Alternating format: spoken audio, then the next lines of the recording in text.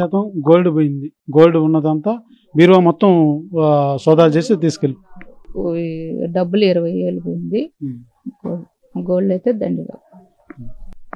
ఏదైతే పట్టపగలు మహిళలు ఒంటరిగా ఉన్న మహిళలను చూసి ఇంట్లో ఎవరూ లేని సమయం చూసి రెక్కి నిర్వహించి ఈ విధంగా పట్టపగలు అధికారులు అని చెప్పి మున్సిపల్ అధికారులు అని లేకపోతే మరి ఏ ఇతర డిపార్ట్మెంట్ సంబంధించిన వారు అని చెప్పేసి పట్టపొగలిలే చోరీ చేసేటువంటి కేటుగాళ్ళు అనేక రకాల ఎత్తుగడలతోటి ఈ రకం మోసాలకు పాల్పడుతున్నారని చెప్పాలి. అయితే ఒంటరిగా ఉన్న మహిళలు కావచ్చు, లేదా ఆఫీసులు అని చెప్పేసి ఎవరు లేని టైంలో వచ్చి మిమ్మల్ని మాటల్లో పెట్టి ఈ రకమైనటువంటి దోపిడీ చేసేటువంటి దోపిడీదారులు చాలా మంది ఉన్నారు. కాబట్టి ప్రతి ఒక్కరు కూడా మెలకువతో వహించాల్సిన అవసరం ఎంతైనా ఉందనే చెప్పాలి. ఏదైతే ఇవాళ మనం చూస్తున్నటువంటి ఈ పరిస్థితి కూడా మేము మున్సిపల్ అధికారులు అని చెప్పి ఆమెని ఇంటి ముందు నుంచి ఇంటి వెనక వైపు అటుపక్క ఇటుపక్క కొలతలు అంటూ మాటల్లో పెట్టి మరో వ్యక్తులు లోపలికి వెళ్ళి మొత్తం కూడా బంగారు కొంతవరకు నగదు దోపిడీ చేసినటువంటి పరిస్థితి